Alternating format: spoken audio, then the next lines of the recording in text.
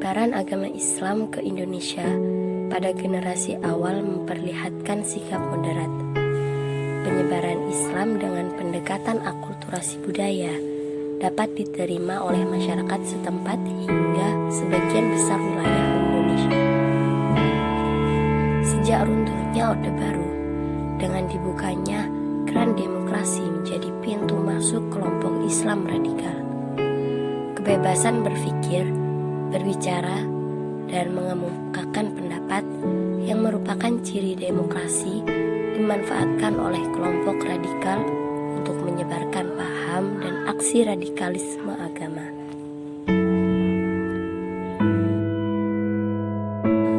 Radikalisme agama merupakan bentuk aksi radikal yang pada puncaknya terorisme dengan mengambil legitimasi dari agama untuk membenarkan tindakannya tersebut. Ada dua faktor utama yang dapat dijadikan akar radikalisme.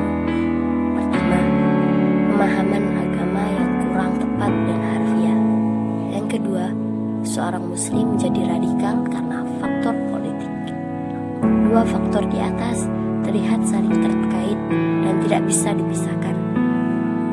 Faktor yang pertama dapat menguat dari faktor kedua. Begitu pula dengan faktor kedua. Pemahaman agama yang kurang tepat dan harfiah dapat muncul karena disebabkan oleh sumber pengetahuan agama. Hal ini terlihat dari mayoritas generasi muda Indonesia memperoleh pengetahuan agama dari internet. Bahkan, temuan yang mengerikan bahwa pelajar yang tidak punya akses internet lebih memiliki opini moderat bila dibandingkan dengan pelajar yang mendapatkan akses internet. Sedangkan mayoritas dari mereka sudah bisa mengakses internet. Hal ini menunjukkan penyebaran paham radikal sudah masuk pada ranah dunia maya, dan ini sangat efektif dalam membentuk sikap radikal. Berangkat dari keprihatinan di atas, maka deradikalisasi yang komprehensif dan integral sangat dibutuhkan untuk menutup semua akses penyebaran paham radikal. Pada tahap penindakan merupakan tahap yang hanya dapat dilakukan oleh pihak yang kewenangan. Sedangkan tahap pencegahan sebagai upaya kontraradikalisme ini dapat dilakukan oleh semua kalangan masyarakat, baik kontraradikalisme agama melalui tatap muka, terutama di dunia maya. Dalam menyikapi laju paham radikalisme di internet dapat dilakukan dengan pendekatan hard approach untuk aspek rekayasa teknologi dan soft approach untuk kontra narasi radikalisme agama. Ada strategi moderasi beragama sebagai bentuk kontra paham radikal di internet dapat dilakukan dengan dua strategi, yakni literasi media dan jurnalisme warga. Strategi literasi media lebih menekankan pada penguatan diri atau self-control terhadap paham-paham radikal yang tersebar di dunia maya. Melalui literasi media ini, diharapkan masyarakat mampu untuk waspada terhadap konten-konten yang ada di media internet. Adapun strategi jurnalisme warga sebagai upaya memberikan penguatan kepada orang lain. Penguatan ini dilakukan dengan memposisikan moderasi beragama sebagai isu bersama untuk melawan narasi paham radikal di dunia maya.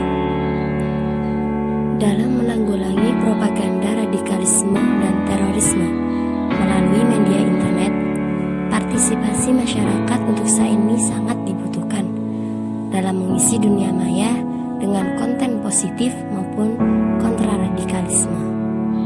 Di sini dibutuhkan peran dari berbagai kalangan, baik itu tokoh utama, tokoh pendidikan, tokoh agama, tokoh pemuda maupun tokoh masyarakat, dan juga sangat penting untuk para generasi milenial.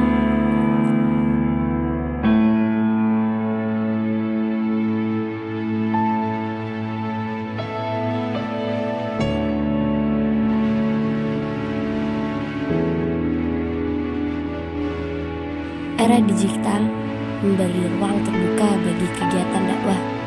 Dakwah tidak hanya secara konvensional berupa majelis taklim, tapi juga dapat dilakukan dengan literasi melalui tulisan, audio, desain grafis, maupun video.